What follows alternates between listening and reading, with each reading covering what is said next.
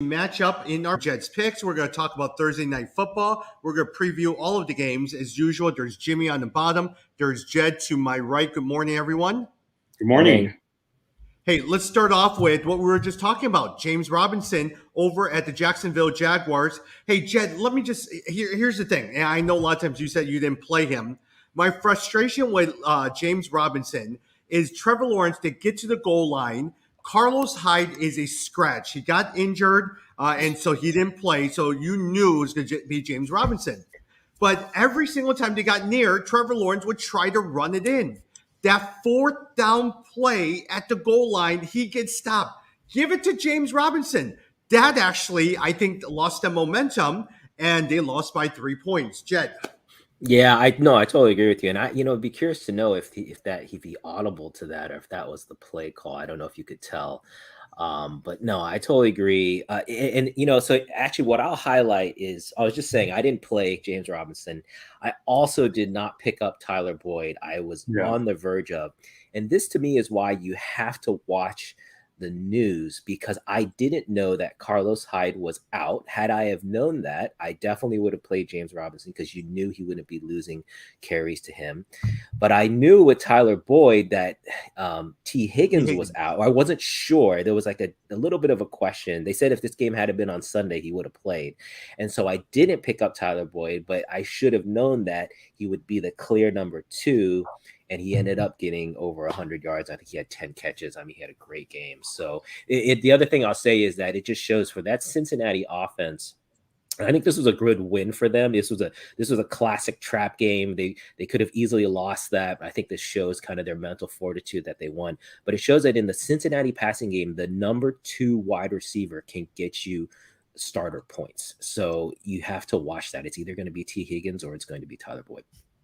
Some people, I don't know if you've heard the speculation, but one of the things I've been hearing out there is we're not entirely sure what's going on with T. Higgins. He might be a little longer. He might be out longer than some people think.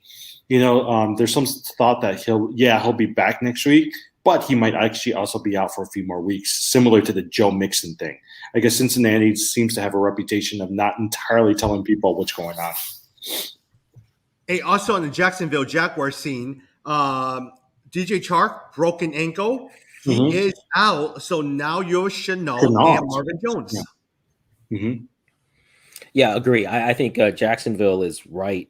I mean, they're ripe for a win. Like the last 2 games were very close. They were very competitive. So yeah, you need to look to the wide receivers with Chark out. There's going to be something there. But for me, I think if you've been holding on to James Robinson, you got to feel good. Like after the first 2 weeks, we're a little worried, but I feel like it's trending up.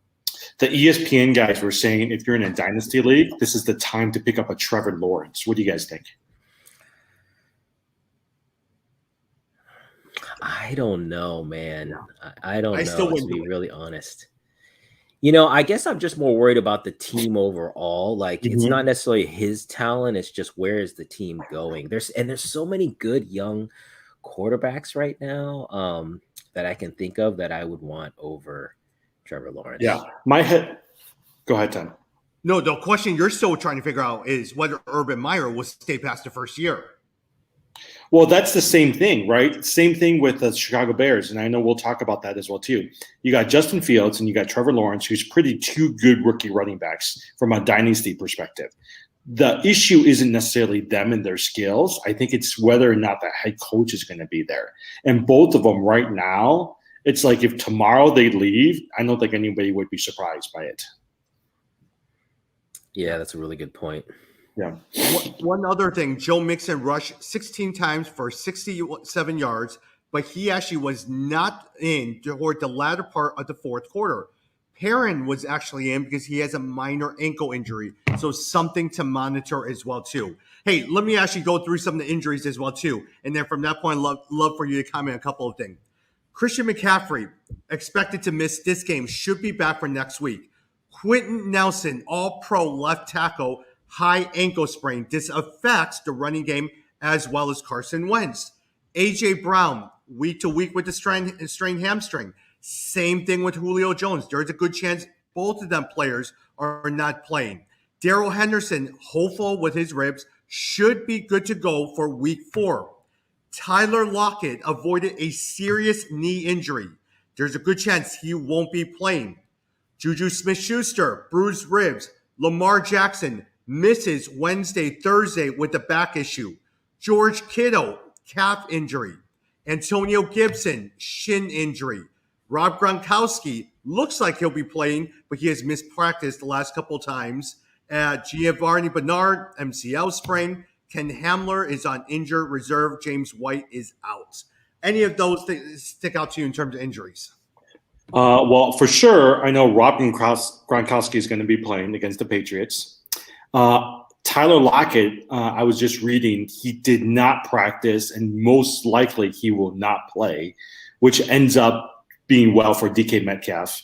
I think we're also waiting for Dalvin Cook. I don't think they've officially said he's going to be playing yet. So I think for those people who are holding on to Alexander Madison, like myself, I'm just waiting to see because that affects who I'm playing for the running back position. And to be honest, I really don't care about any of the Pittsburgh Steelers guys. The only person I think I would even care about is Najee Harris because none of those three receivers, especially Juju, is really doing well this year from a fantasy perspective. Yeah, the only one that caught my eye was the Darrell Henderson. It's a big game this week. The Rams are playing the Cardinals. I expect a lot of points. So if Henderson is in, even just for the goal line carries, I think it would be worth it. Hey, let me ask you a quick question before we go Jets picks. I know tight end. A lot of times Kyle Pitts is not doing well. Gerald Everett is okay. Higbee is doing okay. Mark Andrews is doing okay. Tyler Conklin, Minnesota. Oh, the tight end. Yeah. He caught 7 passes for 70 yards in a tight end. He was tight end 1 in week 3. Same thing with Schultz over in Dallas. Any of you guys like any of them, Conklin or Schultz? I think all of those tight ends are roughly the same, right? Unless you're Waller, Kelsey, a Hawkinson right now. Most of them will give you some good weeks, and some of them aren't. To be honest, I was looking through all of the stats for the tight ends. I looked at Schultz. I looked at Conklin. I looked at Higbee. Knox. Yeah. Knox from Buffalo out of that group is the most consistent in terms of double-digit fantasy points. If you looked at the points that Schultz as well as also Conklin scored the last few weeks, they were still in single digits. And so I think for me, I'm like, look, if you need a tight end, this is a great time to pick them up. But also know that they might not be as consistent. Now, if I had a Jonnu Smith right now, I would pick those guys up before over a Jonnu Smith. Yeah, I agree on the tight end. Sorry, guys, I just had a email come in. So I think there's a lot of different tight ends to pick up. You can look at now, which is kind of interesting given we talk about how the strength of the tight end position this year. Even just last night, Uzma having 2 touchdowns. That continues. Yeah. Your picks for the week? Oh wait, hey Tom, can I say one more thing? Here's a super sleeper waiver wire. If Julio Jones and AJ Brown does not play, the person that they said to watch out for is a guy by the name of Nick Westbrook. I don't even know how to say his name. Akeem. He's a wide receiver. He's playing on Titans. He's a rookie this year. But they're saying that he's somebody to watch, right? So if you have a 12-team league and you have a space, I would say go out and just pick him up and see if it works out. So are we going to picks? Yep. Oh, okay. Sorry, you froze out there, Tommy.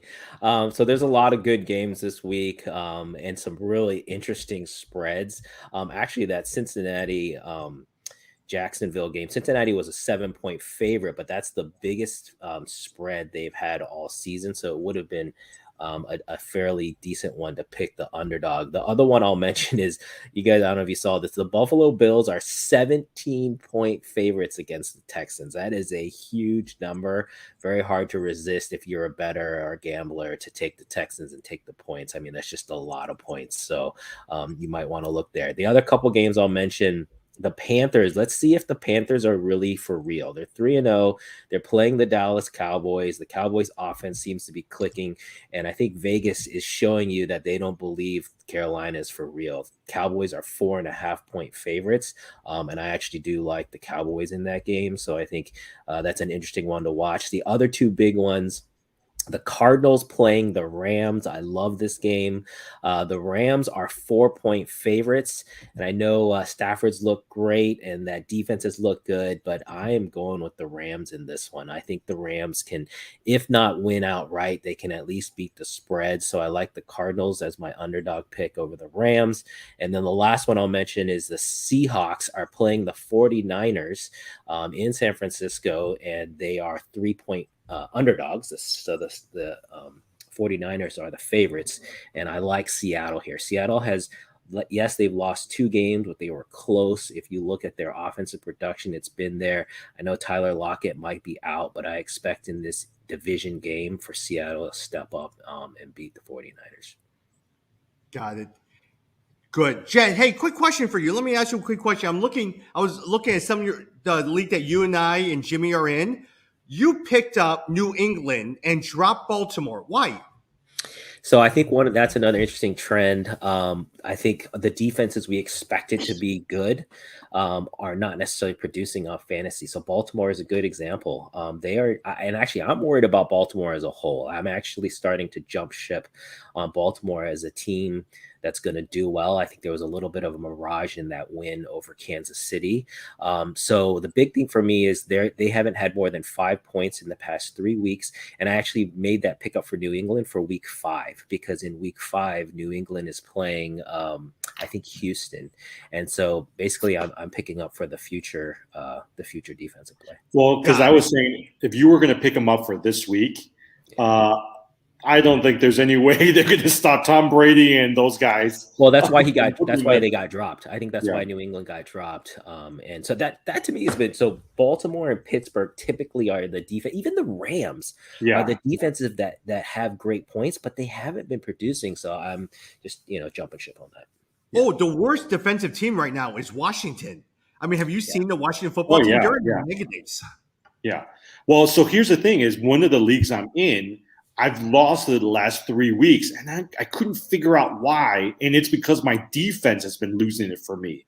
Because ESPN, sometimes it's like you're up by so much, and then if they keep scoring, all of a sudden you lose all these points. So I had Washington as a defense, and I was like, forget it. And finally, the 2 defenses that I started looking at that's done really well this year is either the Panthers or the Saints and the Bills. Those are like the top 3 defenses from a points perspective. Yeah, I'll just mention that I cannot stand ESPN's fantasy thing.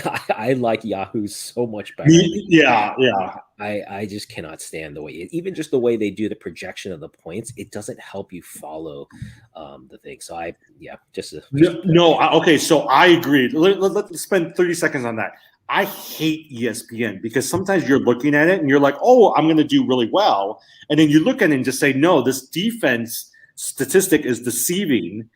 Because sometimes it's so high that if they score a touchdown, all of a sudden it just drops, right? And so for me, I'm like, you don't have a realistic idea of what's really going to happen. Whereas like Yahoo, I feel like is so much better from, this is the type of person, or this is the person that should be playing this week. Yeah. The other thing I'll mention, Yahoo, when you're picking up players off the waiver wire, it's so much easier on Yahoo to understand like how many people own this player, how many people are in ads and drops. On ESPN, they do it by position. It's like ridiculous. It's so much harder to get to. Yeah. So, all right, let's review some of the games. Love your thoughts on it, Jim. I'll start with you. Titans versus Jets, as we talked about. AJ Brown, Julio Jones probably is going to be out.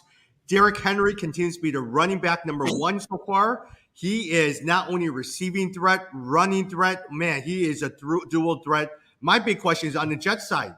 Are you starting Corey Davis after 2 bad weeks? I guess Jed is saying yes, right? So you're saying yes. I don't know much about Corey Davis. He's not on any of my teams, so I haven't really been paying attention to him. Honestly, the one person remotely that I've been paying attention to is Michael Carter. He's still out there in a number of waiver wires. He started doing decently in the last game. And so for me, I'm like, look, if I got a couple positions where I just want to take a flyer on these guys, Michael Carter, the rookie running back, is clearly somebody you want to take a look at because he's now the number one running back for the Jets. Yeah, and the reason I like Corey Davis is because the Titans secondary is suspect. So if you look at the Titans games with Seattle, Minnesota, they gave up quite a few points through the air. And so that's why I think Corey Davis you can plug back in as the number one.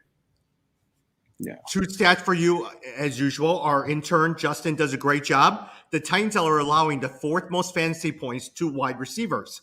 Contrast that to the Jets are allowing the third most fantasy points to running backs. So Derrick Henry will be running all day.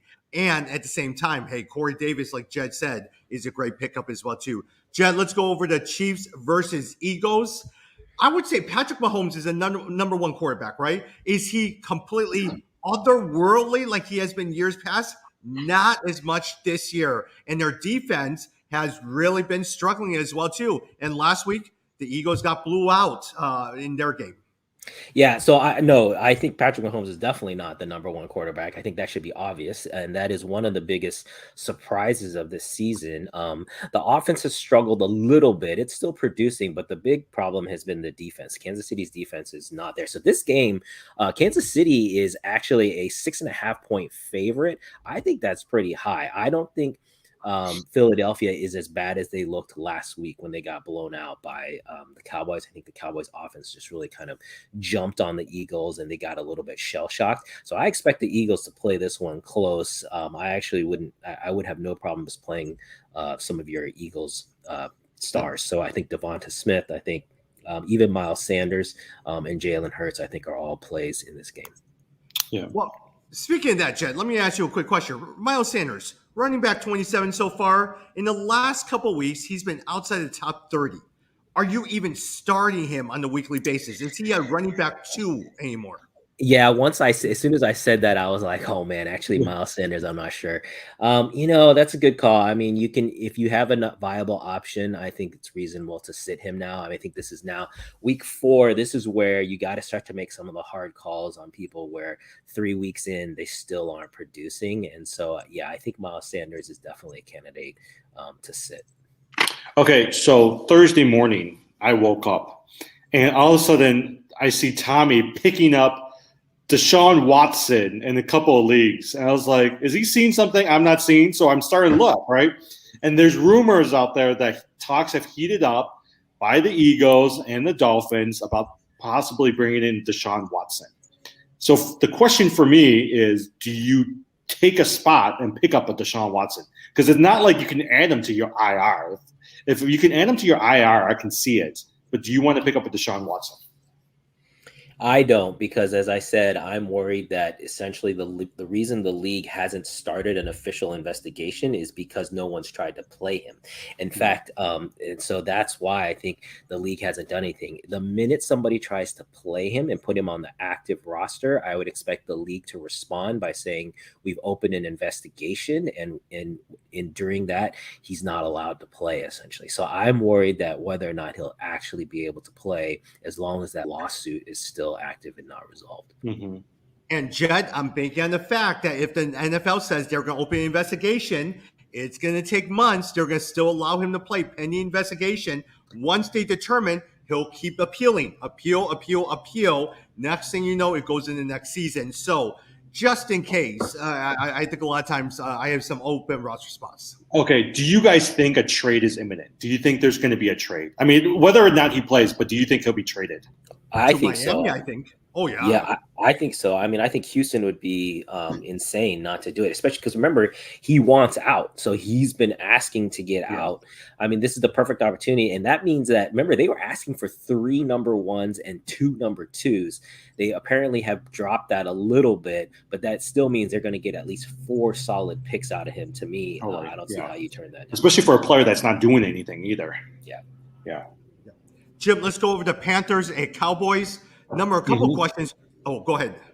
No, go ahead. Oh, Christian McCaffrey is out. Love to get your thoughts. Do you start Chuba Hubbard as well, too? And also on the Dallas side, Ezekiel Elliott did pretty well. Do you also play Tony Pollard if he hasn't on your team? With the thought, let me give you a thing. The Panthers have been the best defense against running backs in 2021, allowing the fewest fantasy points per week. Thoughts on that? So here's my thing. I'm interested in seeing how Darnold does, right? If he's going to do another week, a fourth week, where he's going to score a couple touchdowns and over 300 yards, he's actually somebody you might want to consider picking up. So that's one. Second is I am playing Hubbard because I actually think that historically you've seen, similar to Mike Davis last year, whoever replaces McCaffrey has a decent outing, and I'm going to roll the dice on Hubbard. The other thing I'm also paying attention to on the Panthers is I know DJ Moore is the number one receiver.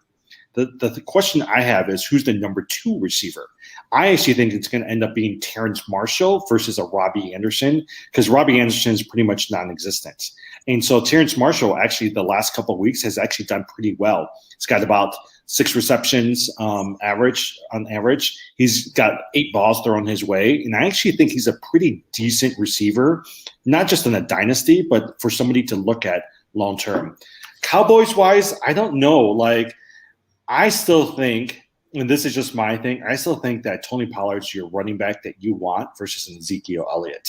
So if I had Elliott today, I'm going to figure out how to trade him because you're coming off of a high. But that's just my thought. And I'm hoping, right, so between Cooper and CD Lamb, they had 6 receptions between the both of them. I'm hoping that they're going to get more this coming week. Yeah, I agree with a lot of what you said, Jimmy. I think that your stat, Tommy, on Carolina's defense is very misleading because they have not played a good team. 2 of the 3 teams they won are last in the bottom 5. And so I think that's a misleading stat. I would definitely play my Cowboys running backs. And I agree with you, Jimmy. I think Pollard might be the one to own longer term. But either way, I expect there to be a lot of points here. On the Carolina side, no problem with Chuba Hubbard. Ron Rivera came out this week and essentially said, hey, I don't do anything different. Or not Ron Rivera. Roll. Yeah, Matt Roll. Yeah, Matt Roll. Yeah. So, yeah, I don't do anything different with Chuba Hubbard. And so I think we saw that last week too. So I would roll with him and not have any issues with that. Your comment on Robbie Anderson is hilarious. I don't know if you guys have all seen the memes about how basically are saying Sam Darnold will not throw to him because it reminds him of the Jets. I Oh yeah, that's true. I think that is so funny, and I think it's true. You know, it's really weird because they had a good connection last year, and it's just he has been non-existent. So if you want to roll the dice, maybe it's a time to do that. Yeah. Hey, Jed, let me ask you a quick question. This actually goes to our next question as well, too. If you had a chance, Sam Darnold has been doing really well, all right? You have Ryan Tannehill. There's no starting wide receivers. Suddenly you have Daniel Jones, Jameis Winston, David Carr, or Sam Darnold. Who would you play this week? Yeah, that's a good one. You know, and it's funny. I love how you always start with Tannehill because that's who I have. So it's like very relevant. Of those groups, you know, I like Derek Carr. I think Las Vegas has been one of the big surprises. They're playing the Chargers this week, so there's going to be some serious fireworks there. I think if the Raiders have any chance, they're going to have to stay through the air. And you know, Carr is a very, to me, a streaky quarterback, but maybe he's on one of those good streaks. And so this is one of the weeks to roll the dice over at Tannehill. I mean, if you really think about it, even from a receiver standpoint, Carr's got some good weapons. He's got Waller, he's got Edwards, he's got Ruggs, right? Tannehill, I think, is a better quarterback because he's more consistent. But who does he have to throw to? Like nobody. Yeah. All right, Giants versus Saints. Saquon Barkley, he did decently well, but he was playing Atlanta last week. Daniel Jones didn't do as well, too. A lot of it went to Saquon Barkley. Alvin Kamara has been the disappointment. And one person that we've been highly touting, Jawan Johnson, but man, he has not done nothing since week 1. Thoughts? Yeah, this offense, the Saints have been so disappointing. But I expect them to right the ship this week. They're 7-point favorites against the Giants. I think that's a little high, but I expect them to win pretty handily. So I think this is the week that Kamara can get back on track. If you have him, you shouldn't be sitting him. Winston is a tougher call. I'm really not sure there. They may focus on the run game. He's just been so erratic. So not sure. But the Giants defense can definitely be beat. On the flip side, for the Giants, you just hope that they stick with Saquon Barkley and that they don't make it just the Daniel Jones rushing show. But honestly, I don't have faith that they'll do that. So, but I will say, if you have Daniel Jones and you've been using him, because of the rushes, it's making up for his lack of accuracy. Yeah. So he's definitely playable. But Jed, there's no receivers that he's throwing to, similar to the Titans. I mean, Galladay is out. Slayton. You don't think Evan Ingram's gonna bust out? No, every year I think Evan Ingram is gonna do well, and this is the first year in the last few years I decide I'm not even gonna draft him because he's not worth it. He has so much potential though, but he's just not worth it. No, that's why I say the Giants are a team. I don't want any players on the Giants. Okay, by the way, speaking of Giants, so this is the first week that Eli and Peyton is not going to broadcast on ESPN. And all over the internet, people are really sad about it because they love the Eli and Peyton broadcasts. Yeah. Jim, let's go over to Browns versus Vikings. Hey, Nick Chubb has been doing well, running back 9. Kareem Hunt has been doing really well. Odell Beckham, actually, no restrictions on him this week. There's been one other guy in one of my old leagues who has been making me so many offers for Odell Beckham, all right? He's even willing to trade Deontay Johnson. He's offered me Chase Claypool, all of these guys for Odell Beckham. And then also Adam Thielen, Justin Jefferson, but more so Kirk Cousins has been one of your best quarterbacks. He is quarterback 6 in the last 3 weeks. Jim, thoughts? Yeah. So, hey, Tom, while I do this, can you just check to see, is there any updates on Dalvin Cook? Because I actually think that's actually going to be one of the bigger questions is who's going to be playing running back for the Minnesota Vikings. He practiced both Wednesday and Thursday, but was limited, but he did practice, whereas last week he didn't practice. Yeah. So all signs are that he'll play on Sunday. Yeah. I mean, you want to keep – I mean, for me, I'm just going to keep Alexander Madison. He's going to come – he's going to come in handy towards one of these next few weeks because he's actually a pretty decent running back. If you put him on another team, he'll be a starter for that team. Oh no, to me, he's the number one of the backup running backs. Like he can plug in and you can have basically no drop off in production. That's why I have him. If you have Dalvin Cook and you didn't draft Madison, you're basically shooting yourself in the foot because you can just plug and play those two guys.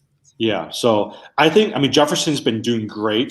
Thielen's been doing great for me. I mean, all the Vikings plays from a fantasy standpoint has actually been doing pretty well. Conklin, like we talked earlier, is a good option from a tight end position.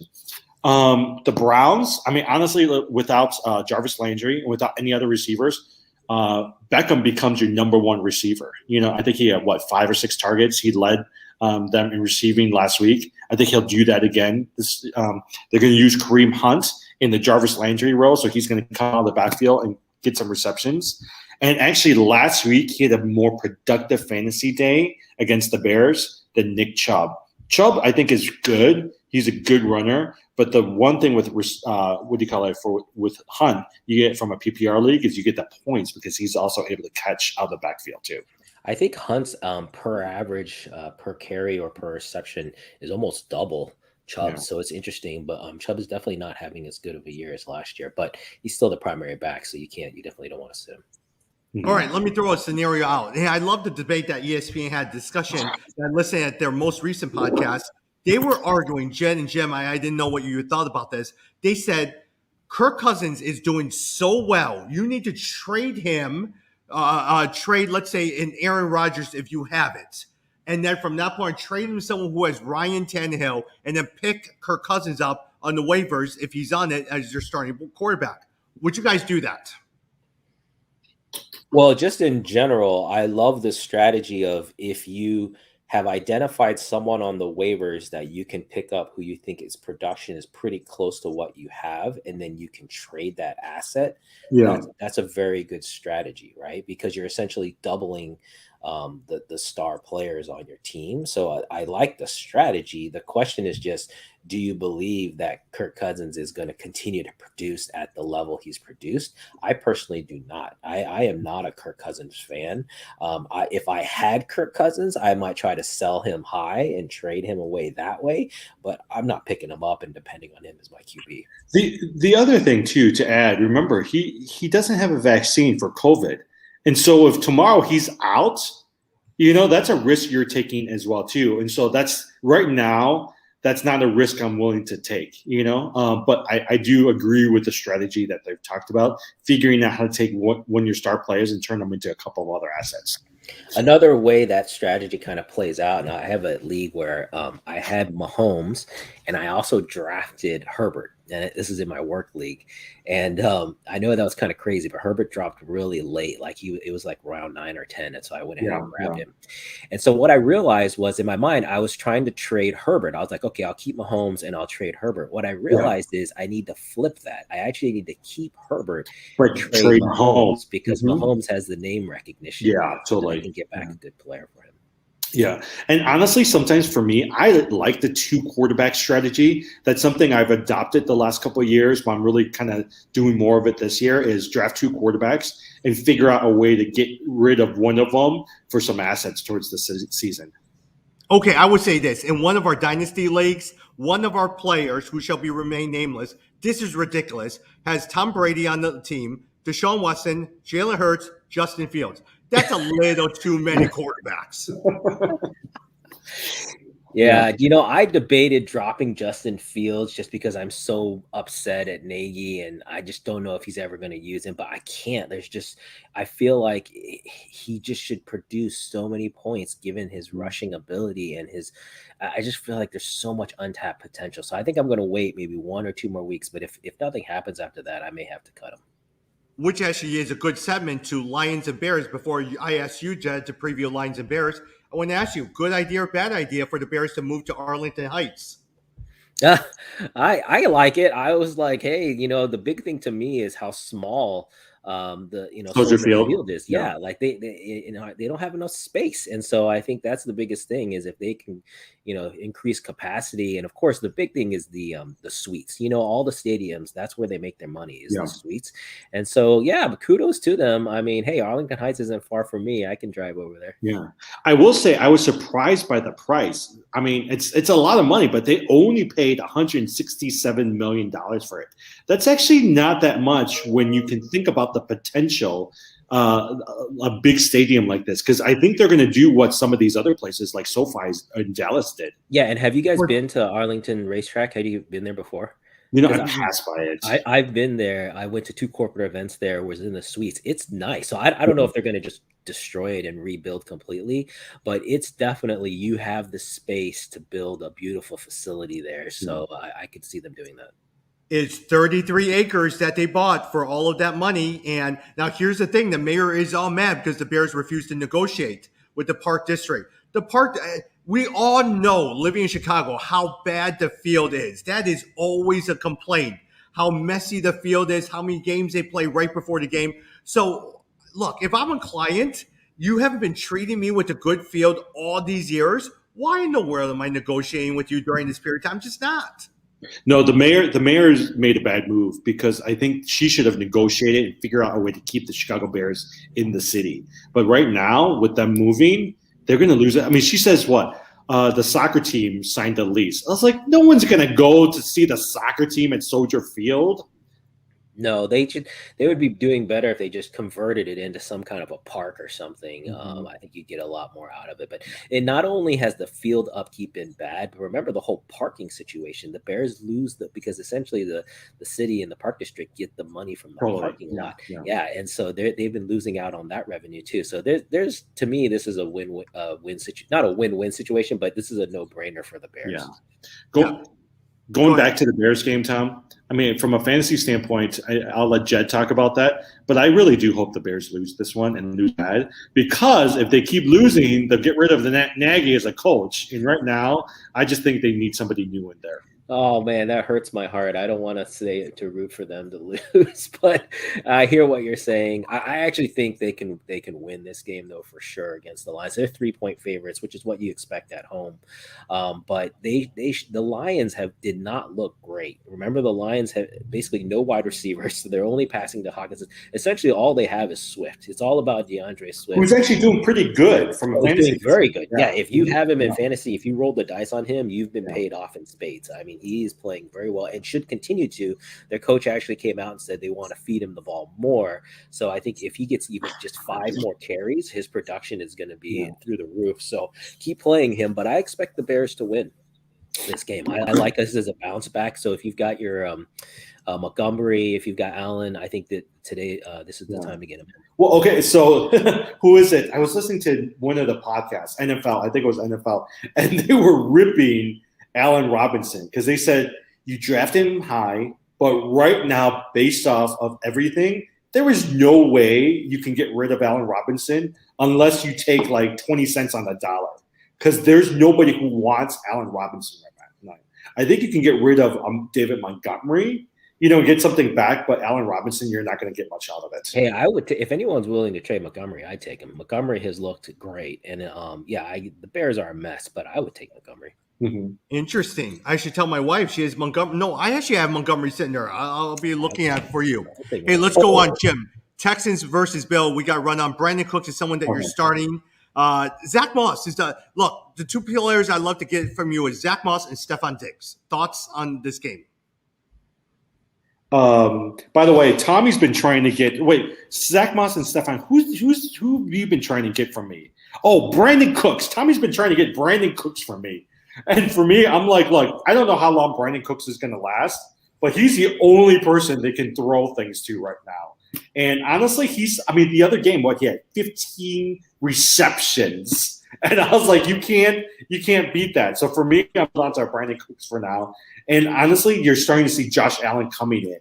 I'm hoping week 3 is where he's just gonna go gangbusters in these next few weeks. I still would not be surprised if he becomes the MVP. The other thing is, if I had Diggs, I'm willing to trade him right now. I'm not a Diggs believer.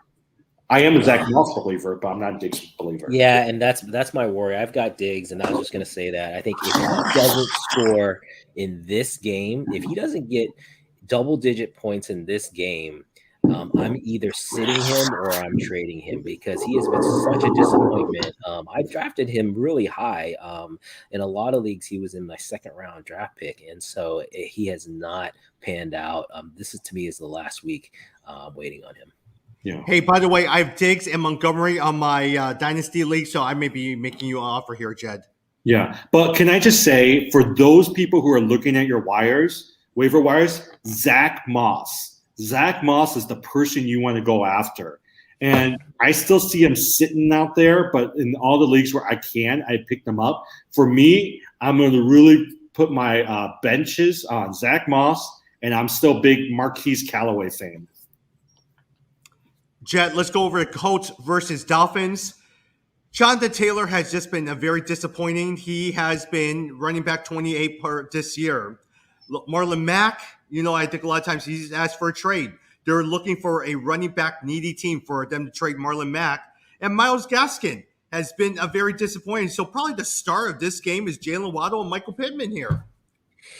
Yeah. I was going to say I'm playing Nyheim Hines in at least one league because, he's with the passes out of the backfield, he's been able to surpass, I think, Jonathan Taylor. I don't see this as a really good game fantasy wise. I think both teams are a mess. But yeah, I think Michael Pittman, you expect, some of the receptions there. Gaskins, I was looking at him in at least one of our leagues. He's on the waivers, and I know he hasn't gotten, I think, over 60 yards in a game because they've been sharing carries. But this last game, they were sharing carries across the 3 backs. In this last game, they switched to just 2.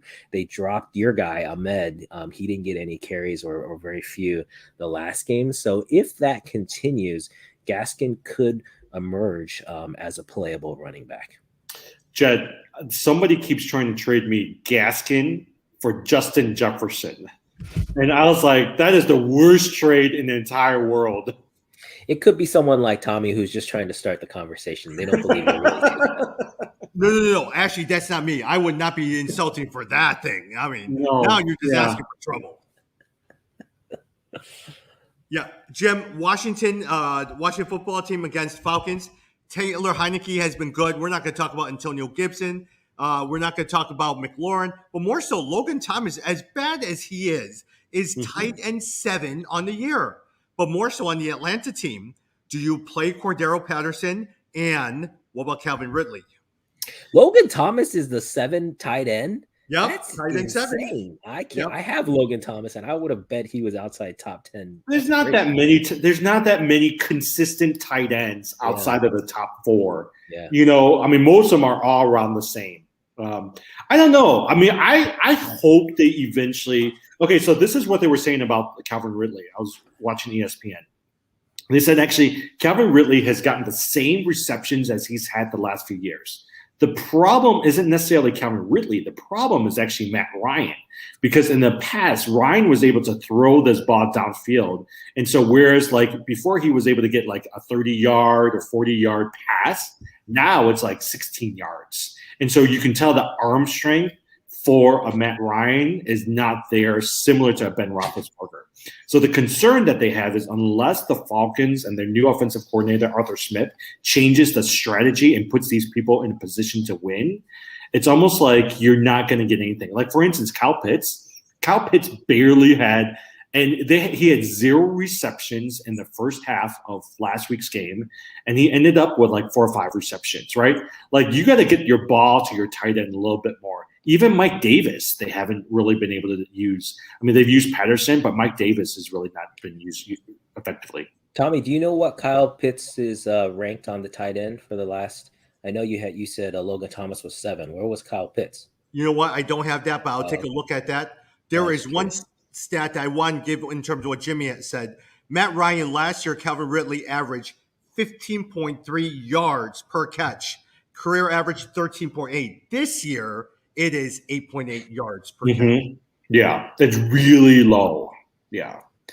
And that's where the points, because think about it, the points that he was getting by running downfield allowed him to do really well. This year, Matt Ryan, Matt Ryan, Roethlisberger, those guys, they're not like the Herberts of the world or even the Joe Burrows of the world, right? Joe Burrows of the world, they can chuck that thing down to Jamar Chase. You're not getting them from some of these older quarterbacks. Yeah, it's definitely a changing of the guard this year, I feel like. With the exception of Tom Brady, all the other 40-plus or 38, 39-year-old quarterbacks, it's time to cut. I mean, even Carson Wentz, and he's not that old.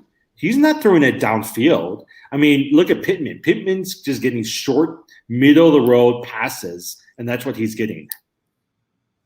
Got it. Hey, let's go through because I realize I have a meeting in about 10 minutes. Seahawks versus 49ers.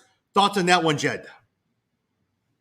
Seahawks 49ers. Yeah, so I said that I like the Seahawks to win this one. So be careful with Tyler Lockett if he is out. It sounds like he's not going to play. So DK Metcalf, this should be a nice game for him if you've got him, put him in. Chris Carson, I expect Seattle to play well. On the 49er side, I hope that Kittles can come around a little bit. Oh, I'll mention this. So Deebo Samuels has been the number 1. Brandon Ayuk has really been picking it up.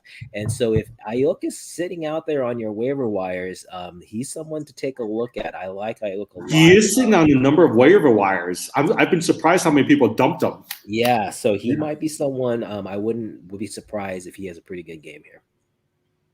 Jim, Cardinals versus Ram. Kyler Murray is great. Cooper Kupp is out of this world, everything like that. Robert Woods is the one that I'm concerned about. You know what? Everyone keeps saying be steady on Robert Woods because he's gonna come at some point.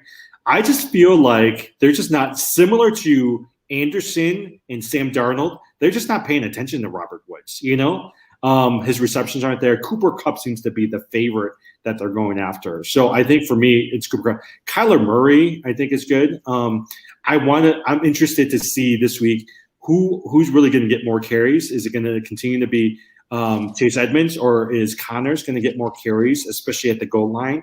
And also, who's really the number 2 receiver, AJ Green or Rondale Moore? Christian Kirk. Or I guess there's Christian Kirk. See, I never think about Christian Kirk because I like Kirk. I'm not a believer in him. I still think Rondale Moore is going to emerge from that group after DeAndre Hopkins. No, I like Kirk a lot. I'll say this on the Chargers side: don't sleep on Desean Jackson. I know he's an old guy. Oh, you mean on the Rams, right? Yeah, I mean on the Rams. Yeah, on the Rams side. If don't sleep on him.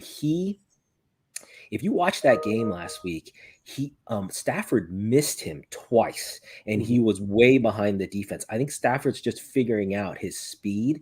I think he's going to become what we thought Robert Woods would be. Yeah. I think Woods is done. So I don't know if it was in our league, but I picked up Desean Jackson in one league. The only problem with I like Desean Jackson. He was always the guy who ran down the field. But remember, he did that in a couple of games with Tampa last year, and he got injured. He's out. He's an old dude, and so I don't want to lose him for injury. Got it. Steelers versus Packers. Hey, look, we don't know who's playing. Big Ben may most likely be benched after another bad game. Deontay Johnson should play this game. Chase Claypool. We don't know about Juju Smith. What's good? I mean, Aaron Jones is running all over the place. Davante Adams is great. Aaron Rodgers is great. Thoughts on this game here, Jed? Oh, I think the Packers are going to crush them. I think the Steelers are done. I think Steelers and Falcons similarly. I think the Packers are going to destroy them. So I would be hesitant unless you're picking up garbage points. There are probably going to be some garbage points for the Steelers receivers. So you could think about that. But otherwise, Harris. I don't know. Najee Harris, has he been doing anything? I feel like that guy is someone. Last week he did pretty well. He got me about 8. He's the only person that they can throw to or run. I mean, so he's worth the asset. Okay, yeah. So there you go. So maybe for garbage points, you put in Najee Harris. Otherwise, this is all about the Packers to me. Mm-hmm. Jim, Ravens versus Broncos. Marquise Brown, Mark Andrews, Melvin Gordon has been starting to go on waivers with the rise of Javonte Williams. Thoughts on that game? Yeah, I like the Broncos team. I like Cortland Sutton. I like who's Tim Patrick. Yeah, Tim Patrick. He gives you consistent points. Javonte Williams. I've been going after him by giving some people some bad trades, but no one is biting. And so people, I think that know that Williams is really going to be good. Ravens, I mean, I don't know. Like the one thing that a lot of people have been saying, and I don't know if this is true or not, the one thing that everyone's been saying is Bateman might be somebody that you might want to take a risk on. He's coming back from IR this week. So he might be somebody that you might want to pick up. So I took a stab at him in one league just to throw it out there and just see. I like Denver in this game. I think Denver's going to beat Baltimore. As I said, I think Baltimore is on the downturn. So I'm expecting Denver to win. But yeah, for me on the Baltimore side, like I had Tyson Williams. I'm not playing him. I just don't know other than Lamar Jackson, who else you may play. And they're so dumb. I just wish that they would just stick with Tyson Williams. Forget this 3-headed running back you guys are trying to do. Yeah. 2 more games. Jed, Buccaneers, Patriots.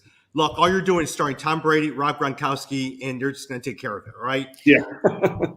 Yeah, no, totally. I expect this to be a bit of a revenge match. And so I think the team is going to rally for Tom, and I think they're going to crush the Patriots.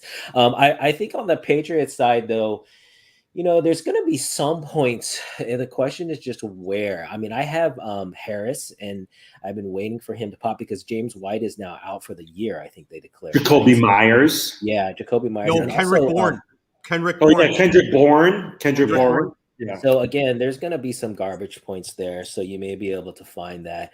Don't sleep on was it Rondale Stevenson, the running back in New England? He's on a lot of waiver wires right now. Yeah. A lot of people dropped him. I still like the guy. So he could emerge, especially with James White out of the picture. Hey, look, don't sleep on Nick Folk. All right, he's been a very, very good field goal kicker. I think a lot of times they're going to kick a lot of field goals in this game. That's the quote of the year. Don't sleep on this field goal kicker. Yeah. Jim, last one. Raiders against Chargers. Hey, look, we were just talking about Derek Carr, but the key one is Mike Williams, week in and week out. I think he's been a lot better, which Jed has on the team, a lot better than Keenan Allen. I was thinking about it this year. I was like, who the heck thought at the beginning of the season that Mike Williams and Cooper Kupp could become your number 1 receivers? And honestly, I expect a big game from Mike Williams. I actually think that Henry Ruggs is somebody who's actually going to start emerging. He's done pretty well the last few games, and I actually think Carr's starting to trust him a little bit more. Yeah, Mike Williams is definitely my waiver wire pickup of the year. He's been awesome. I mean, he gives you. I mean, what he gives you at least 20 something points. Oh, he's a definite starter. He's a clear starter, so it's been great. I know. Last thing, I wish I could talk a little bit about starter sit. This is why I wish that I did not fall asleep and not wake up during my draft with the Japanese guys. The one guy who knew a lot of things about football picked up Patrick Mahomes, Derrick Henry, Alvin Kamara, Jamar Chase, Nick Chubb, and Mike Williams. And I'm sitting there. That's why That's a good team. That's a stacked team, man. So, all right. See you guys next week. Yep. All right. See ya. See you later. Yeah.